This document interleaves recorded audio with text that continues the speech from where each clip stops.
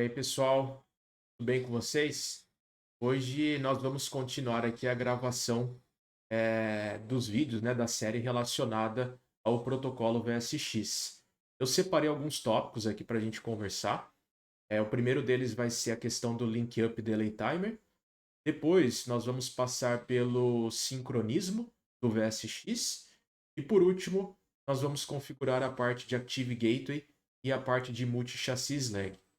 Então eu vou mudar aqui agora para minha tela espelhada. E para quem não acompanhou os últimos vídeos, no primeiro vídeo nós fizemos um setup inicial aqui do IVNG, incluindo um setup de endereçamento IP para o Core 01 e para o Core 02. Isso foi feito no primeiro vídeo. No segundo vídeo, nós configuramos o VSX entre esses dois cores e as funcionalidades básicas. E agora, para esse terceiro vídeo, eu adicionei um switch de acesso e fiz as conexões físicas entre eles. Então hoje a gente vai fazer essas configurações relacionadas à parte de downlink, a parte de acesso. E basicamente eu acho que eu vou gravar mais uns 2 vídeos, pessoal. Eu vou adicionar depois alguns roteadores nessa topologia para a gente configurar a parte de uplink. E talvez eu faça mais algum vídeo de troubleshooting. Bom, então vamos começar aqui. Eu vou acessar o Core 1. Só um comando, pessoal, que eu quero aplicar antes da gente iniciar, que é o show VSX status. Se eu não me engano, no último vídeo, o config sync status ficou marcado como not in sync. Isso aconteceu porque eu fiz a configuração do VSX de forma rápida, já apliquei o comando em seguida e não deu tempo dos equipamentos sincronizarem por completo. Mas só para vocês visualizarem aqui que eles estão sincronizados e que está tudo funcionando conforme esperado. Dito isso, pessoal, vamos conversar um pouquinho sobre o Link Up Delay Timer. Então, esse comando aqui, ele traz as informações relacionadas a essa funcionalidade. Então, por default, ela é configurada com um timer de 180 segundos. E vocês podem visualizar aqui nas linhas de baixo que eu tenho uma marcação de sincronismo e de timer status sinalizadas aqui como completed. Então, funcionando conforme esperado. Para que funciona isso? Deixa eu explicar um pouquinho o conceito para vocês. Eu vou voltar aqui na topologia do IVE. Vamos imaginar um cenário aqui. Imagine que o Core 1 está configurado no Data Center 01 e eu tenho o segundo core configurado no Data Center 02. Por algum motivo, o Data Center 02 teve algum problema de energia. Esse Core 02 ficou inoperante por algum momento, a energia voltou, ele voltou a se comunicar na rede, é o Core 02. O que acontece nesse cenário, por padrão? Então, a caixa ligou, essa interface aqui com a camada de acesso, no caso a porta 1, ela vai ficar up. Então, imagine que eu tenho mais 20, 30 racks aqui de acesso conectados a esses dois cores. Por padrão, com a porta up, em teoria eu já poderia enviar tráfego para essa caixa. Qual que é o problema disso? Imagine que é uma rede aí de médio porte, grande porte, e não deu tempo do Core 02 finalizar todo o sincronismo com o Core 01. Então ele não conseguiu ainda sincronizar a tabela MAC por completo, tabela ARP, etc. Então, o que pode acontecer nesse cenário é que se ele receber tráfego de downlink da camada de acesso, ele pode acabar descartando esse tráfego, porque ele não conhece ainda as informações de MAC address e etc. Isso não está sincronizado. Então, voltando aqui na parte do Core 01, eu tenho essa funcionalidade que resolve esse problema. Então, quando a caixa 02 entrar na rede e finalizar o sincronismo inicial do VSX, ela vai começar agora a sincronizar as tabelas. E aí, o que acontece? O próprio protocolo vai colocar as portas de downlink dessa caixa em down. Tá? Enquanto o sincronismo não for finalizado, nenhum tráfego vai passar por essas portas, ou seja, todo o tráfego vai continuar sendo encaminhado para o Core 01 nesse cenário. Com o sincronismo finalizado, a porta é liberada, ou as portas são liberadas, e a caixa 2 começa a receber tráfego também. Eu não vou conseguir simular isso por completo, mas no ambiente real, vocês aplicarem show interface brief, nesse cenário aqui a gente vai usar a porta 1 como exemplo, né?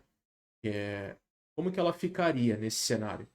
O status estaria marcado como disabled by VSX, então desabilitado pelo VSX. Isso que gera confusão, pessoal, porque às vezes eu vejo alguns clientes analisando esse status e eles não têm o conceito do Link Up Delay Timer. Eles acham que é algum problema no protocolo em si, aí tentam desabilitar as portas de SL de Keep Alive, tentam reiniciar a caixa de novo e ficam nesse loop. Mas basicamente isso está acontecendo porque o sincronismo ainda não foi finalizado com sucesso e a gente tem uma inteligência, né, por trás disso. Isso é excelente. Não vou enviar tráfego enquanto esse sincronismo não terminar. Então, só para finalizar esse ponto, se o sincronismo finalizar antes dos 180 segundos, obviamente as portas serão liberadas. Esse é um outro detalhe também. Existe uma configuração que nós podemos fazer relacionadas a essa funcionalidade. Então, se a gente entrar aqui no modo de VSX e dar uma interrogação, tá meu teclado aqui. Eu tenho esse comando que é o Link Up Delay Timer. Então, Link Up Delay Timer interrogação, ele me traz o seguinte, ó, o valor default são 180 segundos e o valor configurável é de 0 a 600 segundos. Então, o que a gente pode fazer aqui, quais são as recomendações do fabricante? Mantenha o valor de 180 segundos se vocês estiverem trabalhando numa rede com até 10 mil entradas de tabela MAC. 10 mil. Uma rede relativamente grande. Se esse valor for ultrapassado, é onde a gente precisa fazer os ajustes. Então, a recomendação é que acima de 10 mil entradas a gente já configure o valor máximo de 600 segundos. É muito complexo a gente ficar medindo que, olha, para 20 mil max são 200 segundos, para 30 mil max, 220 segundos. O ideal passou de 10 mil max, já deixa o valor máximo de 600 segundos. E se a tabela for sincronizada antes, as portas serão liberadas de forma automática. Tá bom? Então, esse é um ponto aqui extremamente importante em relação ao entendimento. Bom, beleza. Primeiro assunto a gente endereçou, então, aqui a configuração.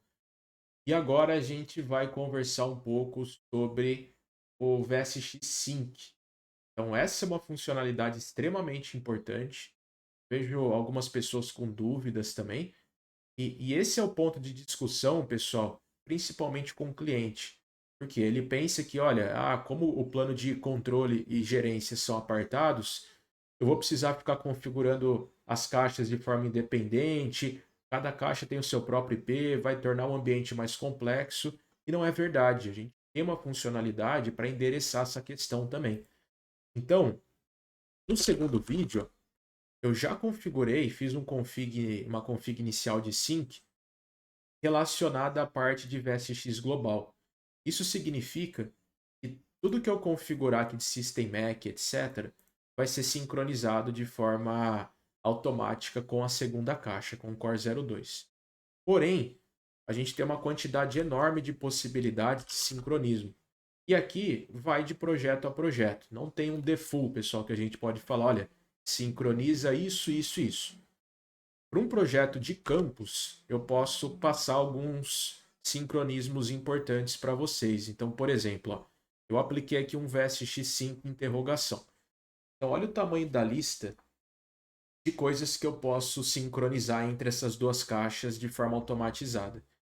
E vale destacar que essa config aqui de VSX5 que eu estou fazendo dentro do modo de VSX é uma config mais voltada para compartilhamento global de informações.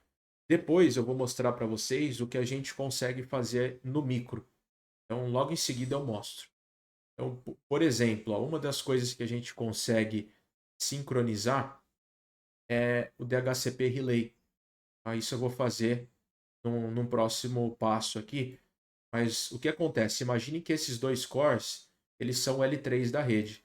E você está apontando a parte de relay, ou de P-Helper Address, aí depende como vocês estão acostumados, para um servidor de DHCP em específico. E é o mesmo. Então a gente quer que essa informação seja sincronizada, a gente habilita o DHCP Relay. Se a caixa estiver atuando como DHCP Server, não é o ideal, mas tem cenários onde isso acontece, a gente pode habilitar o sincronismo. Nesse cenário, apenas a caixa primária responde pelas requisições. E só que ela mantém o sincronismo com a caixa 02 de entradas, os IPs que ela entregou e etc. Se essa caixa primária falhar, a caixa 02 consegue assumir a função de server sem nenhuma ação manual e ela já tem todas as informações sincronizadas. Então esse é um ponto importante. Um outro ponto importante para caixas Core Campus, sincronizar as configs de LLDP, então deixar isso idênticas, né, nas duas caixas. A parte de MC-Lag é extremamente importante a gente sincronizar, porque quando eu criar uma lag na caixa primária e fizer as configurações nessa lag, assim que eu criar o mesmo ID na caixa secundária, ela puxa as configs de forma automática. E eu vou mostrar isso para vocês. Então esse é um ponto interessante de sincronismo em ambientes de campus core. QoS global também, pessoal, porque dentro do ambiente de campus core, boa parte da marcação e remarcação de QoS são feitas na camada de acesso. Então, no core, basicamente a gente confia no que foi enviado das camadas inferiores. Então a gente vai ter aqui no core normalmente um DSCP Trust. E eu quero que isso seja mapeado na segunda caixa também. Então essa é uma configuração que que é recomendado habilitá-la em redes campus core. No geral, eu acho que são essas as configurações que eu recomendo. E depois vocês podem, obviamente, analisar aqui linha a linha e ver o que faz sentido para o cliente de vocês. Uma última importante é o STP também. Então, como que a gente faz isso? Vamos começar aqui do início. Comentei com vocês o relay, eu vou deixar para depois, que eu quero mostrar um cenário para vocês. Então, a gente vai pegar o LLDP, a gente vai pegar o MC-Lag, nós também vamos sincronizar QoS global. A gente vai sincronizar também as informações de SNMP, normalmente são iguais entre as duas caixas. Sincroniza o STP também. E é isso, pessoal. No geral é isso. Depois eu volto para habilitar o DHCP Relay.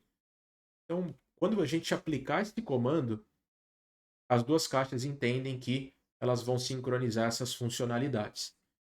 O que é importante? Isso é extremamente importante. Não façam nenhuma configuração, por exemplo, relacionada a Spanning Tree na caixa 02. Porque aí a gente vai estar fazendo uma configuração a nível de device e eu estou pedindo para essa configuração ser sincronizada a nível global. E a gente vai acabar criando algumas inconsistências. Se eu fizer isso na caixa 2, por exemplo, de Spanning Tree, depois de alguns segundos essa configuração vai ser deletada e ele vai assumir o sincronismo de novo. Um outro ponto importante também, se algum momento acontecer algum split das caixas, pode acontecer por N motivos, não configure nenhuma informação relacionada a sincronismo direto na caixa 2. Porque quando elas reestabelecerem a comunicação, todas as configurações que vocês fizeram na caixa 02 serão deletadas. Então esse é um ponto importante. Sincronismo eu acho que é isso, pessoal. Esse é o sincronismo global. Agora vamos fazer o seguinte. Deixa eu ver uma coisa aqui, ó. QoS Trust DSCP. Eu vou aplicar esse comando só para vocês verem o efeito. Então, ó, vamos dar um show QoS Trust. Então agora, ó, a caixa 01 ela está como trust marcado como none. Então não tem nada configurado ainda. Se eu aplicar esse mesmo comando com o final vsxpeer, ele vai aplicar o comando na caixa 02. Então o mesmo acontece, o trust está marcado como none. Só para vocês terem certeza que isso é um comando na caixa 02, eu vou abrir ela aqui também. Ó. Eu sei que demora um tempo para o pessoal se acostumar com esse comando no final do vsxpeer. Então aqui, ó, show QoS trust está marcada como none, conforme o comando que eu apliquei aqui na caixa 01. Então, o que eu vou fazer aqui agora? QoS trust DSCP. Agora, se eu aplicar esse comando, show QoS trust, ele está me dizendo que o trust está sendo em cima de marcações DSCP. Se a gente aplicar o mesmo comando na segunda caixa, o trust foi habilitado também como DSCP, ou seja, o sincronismo funcionou. Vou voltar aqui na caixa 2, ó, vou aplicar o comando direto nela, o trust foi ligado. Então esse é um dos exemplos do VSX Sync funcionando muito bem. Agora vamos fazer o seguinte, vamos entrar em algumas funcionalidades micro do sincronismo, e aí eu já vou aproveitar para fazer algumas configurações extras, tá bom? E a gente vai falar de Active Gateway e a gente já vai falar de Multi-Chassis Lag também. Então o primeiro passo é a questão de VLAN. Eu já criei, pessoal, algumas VLANs nessa caixa aqui Core 01 para adiantar um pouco o processo. Então eu criei aqui algumas VLANs simulando redes de usuário, da 10 até a 14. A gente vai trabalhar aqui com a VLAN 15. Então se eu criar aqui agora a VLAN 15, eu posso dar uma descrição para ela. Eu vou manter o padrão aqui, o net 15. Eu vou atribuir um name para ela também, net 15. Agora eu tenho um comando aqui dentro para eu sincronizar essa VLAN com outra caixa. Então, o porquê que esse comando é a nível micro? Porque existem cenários que eu posso ter as VLANs de 10 a 20 configuradas para usuários, e essas VLANs serão em comum entre as duas caixas.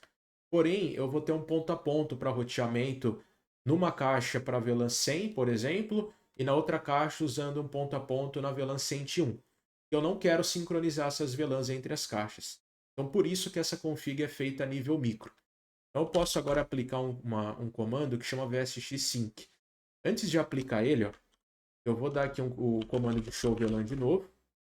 A VLAN foi criada, a VLAN 15. Porém, se eu aplicar o comando show VLAN VSX Peer, a VLAN 15 ó, não existe na caixa 2, ela para na VLAN 14. Então agora, se eu aplicar o VSX Sync aqui dentro e der um show VLAN VSX Peer, a VLAN 15 já foi criada na caixa 2, inclusive foi atribuído o nome que nós configuramos dentro da VLAN também. Então esse é um exemplo de sincronismo micro. A gente pode fazer isso com as CLs também. Então dentro de uma Access List, por exemplo, Access List P, que é aqui uma de teste, eu tenho o comando VSX Sync. Então, aqui um comando show Access List.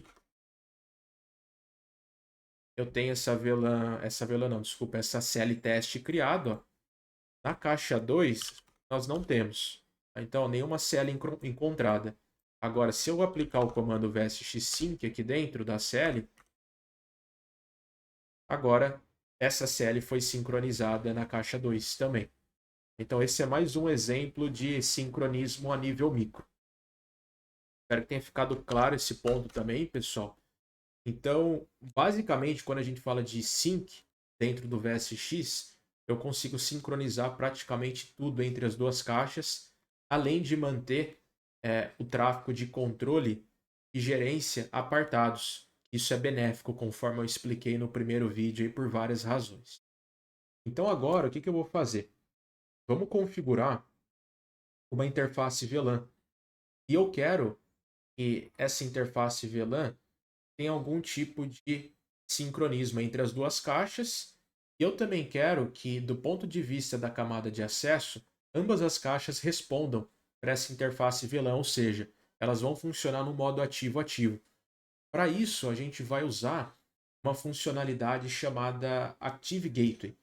Então, eu costumo dizer que ela é meio que uma evolução do VRRP. O VRRP tem o mesmo propósito, inclusive, a nível de configuração, eles são bem parecidos. A grande diferença é que o VRRP funciona em modo ativo e standby. Então, eu sempre tenho uma caixa atuando como master e ela vai trabalhar, né? Ela vai receber todo esse tráfego, a caixa 2 não. Nesse caso, eu vou ter as duas caixas funcionando como ativo-ativo. Então, essa é uma das vantagens de utilizar Active Gateway. Eu já configurei interface VLAN da 10 a 14. Então, a gente vai configurar 15 nesse cenário. E deixa eu mostrar uma coisa para vocês. Se eu aplicar show IP de brief, o que acontece? Ele vai me aparecer, basicamente, todas as portas do switch. E lá no final eu tenho as interfaces VLAN. O porquê disso? Por padrão, todas as interfaces desses equipamentos Core, eles vêm em modo L3. Então, em teoria, eu poderia amarrar IP em todas essas portas, diretamente, sem a necessidade de uma VLAN. Como que a gente pode filtrar isso? Eu posso dar um show IP int brief, dar um pipe include VLAN. Então, agora ele me traz filtrado aqui os endereços das VLANs. Eu posso fazer o mesmo na segunda caixa de VLAN. Então, o que vocês já podem reparar aqui? Eu tenho o final 2 configurado na caixa 01 e eu tenho o final 3 configurado na caixa 02. Então, como isso funciona? Vamos entrar aqui dentro de uma interface VLAN. Eu vou criar agora a interface VLAN 15. E aí, pessoal, o primeiro passo que a gente vai fazer aqui é habilitar o sync do Active Gateway. Então, tem um comando que chama VSX Sync Active Gateways. Então, esse é o comando inicial que a gente vai startar. Depois, o que a gente vai fazer é amarrar um Mac virtual. Então, o que acontece? Ambas as caixas respondem requisições de Mac e requisições de ARP para o mesmo Mac virtual. E é isso que faz com que as caixas funcionem em modo ativo-ativo. Então, a mágica está aí. Então, eu tenho esse comando que é Active Gateway ipmac. E aí agora vamos conversar sobre o padrão de Mac também. Primeiro ponto, que o pessoal tem dúvidas em relação ao Mac do Active Gateway. Ele é link local. Então, qual que é a recomendação da Aruba? Como é um Mac link local, a gente vai utilizar o mesmo endereço MAC para todas as interfaces. Eu não preciso configurar um MAC para cada interface, até porque eu tenho um limitador aqui. Eu posso ter até 16 Macs virtuais. E é comum a gente pegar redes com mais de 16 interfaces VLAN. Então a ideia é que para todas as interfaces VLAN configuradas para o tráfego de usuários, a gente vai manter o mesmo MAC. Qual que é a exceção aqui? Imagine que eu tenho um servidor e esse servidor ele está atrelado a duas interfaces. Então ele está atrelado a uma interface A e a uma interface B. E por algum motivo vocês querem visualizar o tráfego dessas interfaces do servidor de forma distinta. Vocês querem ter algum meio de classificar esse tráfego. Nesse cenário, a recomendação é para uma dessas interfaces a gente configurar um MAC apartado. Então, provavelmente a gente vai ter uma interface VLAN destinada a servidores. Essa a gente usa um MAC diferente. O restante a gente deixa igual. Bom, então essa é a recomendação. Outra coisa é o padrão. Eu comentei no segundo vídeo que a gente tem um padrão, uma boa prática de endereçamento MAC utilizado. Para o caso da camada de acesso, a gente sempre começa com 12. Então esse é o padrão que a Aruba recomenda, 12.0000. E aí tem uma variável. Então aqui, nesse penúltimo octeto, a gente pode configurar um número para facilitar a identificação. Como eu configurei o final 11, como Virtual MAC do VSX, eu vou manter essa numeração. Então, eu vou deixar aqui 11. E o último octeto eu vou deixar como 01. Poderia ser 00 também. Então, desculpa, 00. Na verdade, está faltando um octeto. Agora sim. Vou deixar como 01 aqui no final. Então, qual que é a ideia, pessoal? Eu configurei esse mesmo Mac em todas as outras interfaces. Depois eu vou mostrar isso para vocês. Então, aqui é o Mac configurado. Agora, eu posso aplicar o mesmo comando para o IP virtual. Então, eu tenho Mac virtual e eu tenho IP virtual. Obviamente, o IP é único, né, pessoal? Então, a gente vai manter aqui o 192.168.15 e o ponto 1. Então, o que eu estou fazendo aqui? Eu estou usando o virtual como ponto 1 e os endereçamentos físicos eu estou usando o ponto 2 na caixa 1 e o ponto 3 na caixa 2. Então, a gente vai configurar agora esse IP aqui. Então, a gente configurou o MAC IP. Por último, o que eu vou fazer? Eu vou amarrar IP address na interface. Nesse caso é a caixa 1, então vai ficar o 92.168.15.2/24. Vou dar um clear aqui, só para a gente ver como está ficando essa configuração. Então, o Active Gateway está sincronizado, eu tenho o IP físico dessa interface e as configurações do Active Gateway estão aqui. Agora, o que eu vou fazer? Eu vou configurar aqui só o MTU. O MTU recomendado é 9100 nesse cenário. E a gente vai utilizar também o Helper Address, que é o DHCP Relay. Então, eu tenho aqui um padrão que é o 10.2. Lembre que eu não ativei o sincronismo do DHCP Relay. Foi de propósito isso para a gente ver esse cenário aqui. Então, agora, ó, eu tenho essa interface criada na caixa 01. Porém, ó, se eu aplicar o Show Run Interface VLAN 15 VSX Peer, ele fala que essa interface não existe dentro da caixa 02. Então agora o que a gente precisa fazer? Eu vou entrar aqui na caixa 02, dar um config t, e eu vou aplicar o comando a interface VLAN 15, ou seja, eu vou criar essa VLAN. VLAN criada. Agora, se eu der um show run current, olha que interessante, automaticamente ele já sincronizou o MAC e ele já sincronizou o IP virtual. Então, basicamente, o que eu preciso fazer aqui é configurar o IP físico, que nesse caso é distinto. Então, 92.168.15, eu estou usando 3 aqui. Então, essa é a única ação que eu preciso fazer. É configurar a interface VLAN, ativar ela, e configurar o IP físico na interface. Observem que tem uma diferença, né? Eu vou voltar para a caixa 1 agora. Ó. Então, se eu der um show run interface VLAN 15 aqui, eu tenho o helper address ligado e eu tenho o MTU. Se eu aplicar o mesmo comando na outra caixa, eu não tenho o helper address configurado nela e eu não tenho o MTU. Então, o MTU é uma das coisas que não dá para a gente sincronizar, por motivos óbvios aí. Então, eu vou aplicar o MTU manualmente, porém, o helper address eu consigo sincronizar. Então, agora eu vou entrar a nível de VSX e eu vou aplicar o VSX Sync DHCP Relay. Então, apliquei o sincronismo disso.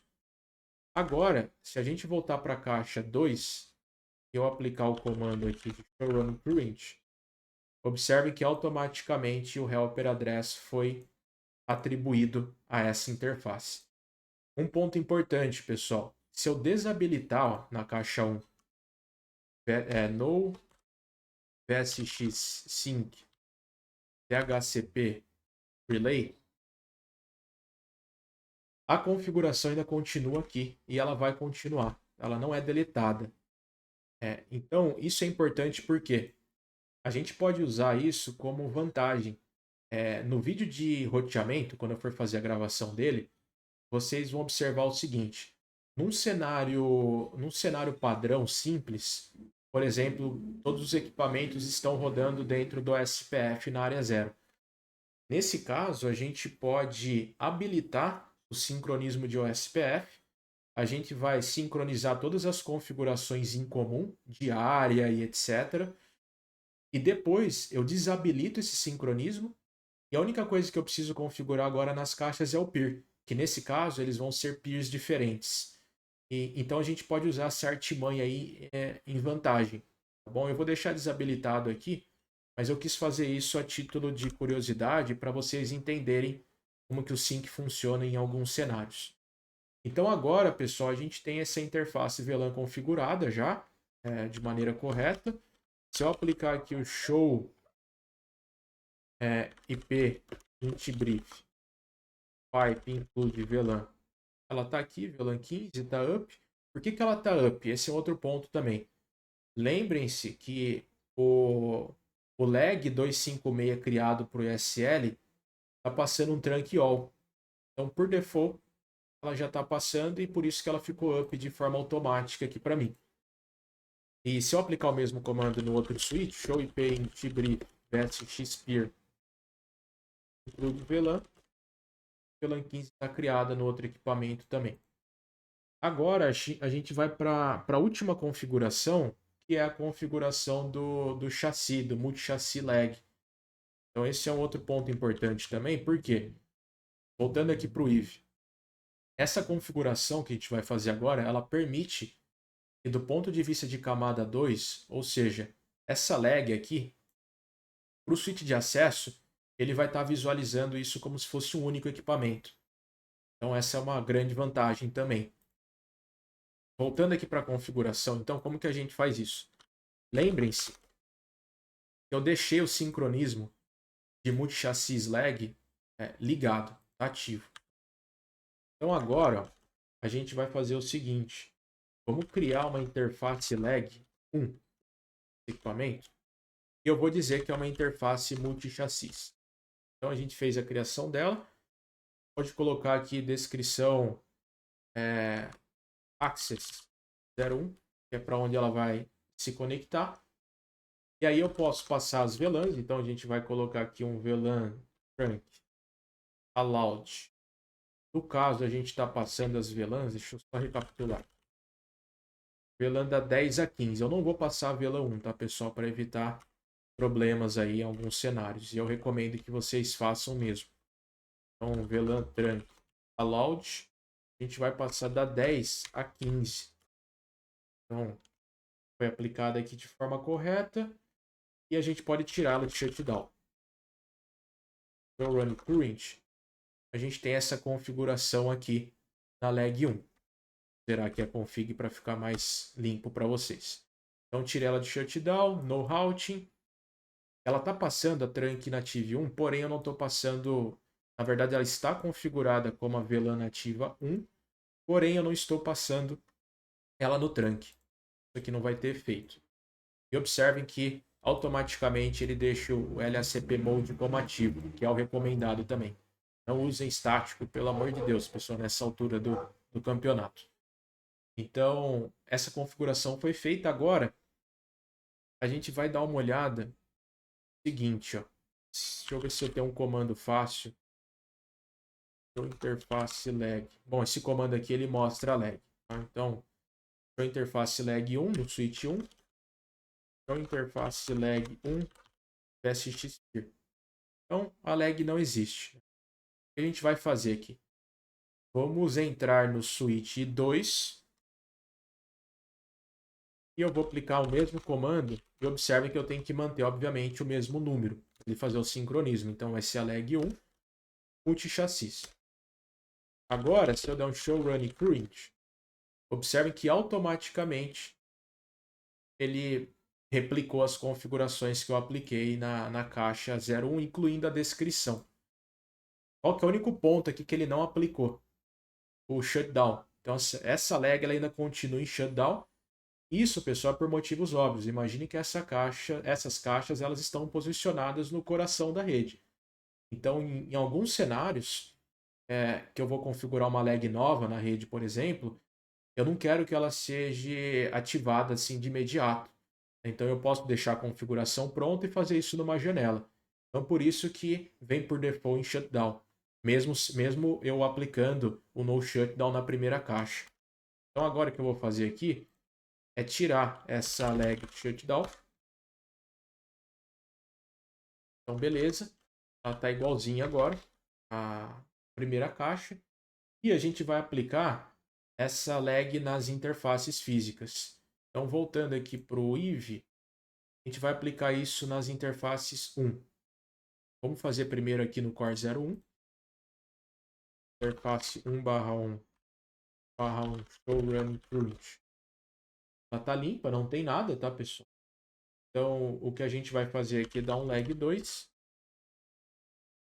Na verdade é 1. Lag 1. Show run current. Eu vou dar um no shut aqui também. A gente pode colocar o description igual a gente fez dentro da lag para manter um padrão.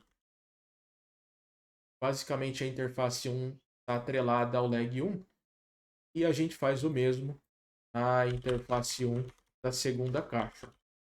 Tá? Como default ainda, a gente vai aplicar o lag 1, aplicar uma descrição, tirá-la de shutdown. Ficou com as configurações idênticas à primeira caixa aí. Então esse é um ponto importante. O que a gente vai fazer agora, pessoal, é o seguinte, vamos entrar no switch de acesso. Só para vocês verem uma coisa, show LACP interface. Então, eu tenho a lag 1 aqui, ó. Ela está marcada como LACP block, justamente porque a gente não fez as configurações na segunda caixa. Vamos pegar a caixa de acesso aqui agora. Adicionei ela aqui.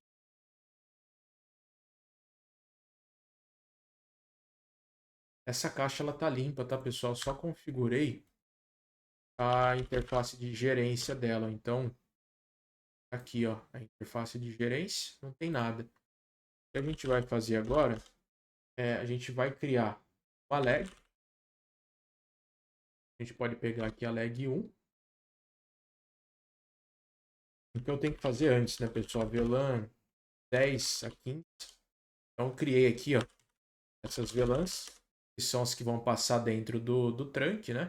Então, observe que elas estão em DAO, porque eu não tenho um ISL aqui permitindo um trunk all. Então, estão todas em DAO no momento. Vou voltar aqui para a interface lag 1 e a gente vai fazer basicamente a mesma configuração. Então, vou dar aqui um VLAN trunk, allowed 10 até a 15. Beleza, ó. E por default ela está como routing, né? Então, no routing, agora ele vai deixar eu aplicar o comando VLAN trunk allowed 10 a 15. E o que a gente vai fazer, que é extremamente importante, é configurar o modo do LACP. Nesse caso, é um LACP ativo. Então, essa é a configuração do switch de acesso. Então, passando as VLANs, desabilitei o routing e ativei o LACP ativo. O modo está como ativo.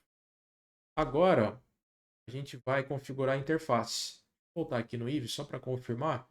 A interface 1 e a interface 2. Basicamente, ó, a gente pode fazer um range aqui, ó. A gente pode amarrar a lag 1.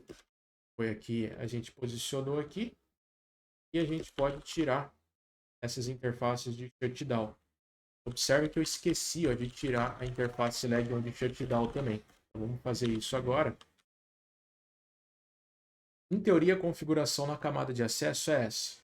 Vou voltar aqui agora pro core. Passa a tela aqui, ó. Show LACP interface. Agora a lag ficou up, tá vendo? Tem a lag up. A gente pode fazer isso na mesma caixa aqui na caixa 02, o show LACP interface. Então, ela tá up também. Eu consigo fazer um filtro melhor aqui de comando. Tem um comando que é o show LACP interface multi-chassis. Então aqui ela já vai mostrar alguns detalhes importantes, inclusive do remote peer, que é o switch de acesso, qual porta está atrelada e etc. Então, aqui tem várias informações importantes para troubleshooting. E no switch de acesso, fez o comando show LACP interface, eu tenho essa lag ativa e ele me fala quais são as portas pertencentes a essa lag. Tá tudo funcionando, pessoal. Por hoje era isso. Então, basicamente, nós conversamos sobre a parte de sincronismo, Link Up Delay Timer. A gente configurou o Active Gateway e eu expliquei a importância dele para vocês. Por último, a gente configurou um multi-chassis lag que tem o intuito de passar a informação para o sítio de acesso como se fosse caixas unificadas. Então, do ponto de vista de camada 2, todos os switches enxergam o Core 1 e o Core 2 como se fossem um único elemento virtual, única entidade. Por hora é isso, tá, pessoal? Eu vou dar um save aqui nessas configurações. E no próximo vídeo, eu vou posicionar 2 roteadores para a gente trabalhar um pouco na parte de uplink, roteamento com VSX.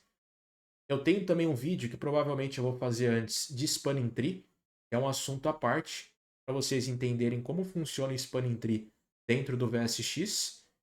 E aí a gente se encaminha para o final da série aí para falar um pouquinho sobre troubleshooting, etc. Então é isso, eu vou encerrando por aqui, a gente se fala no próximo vídeo.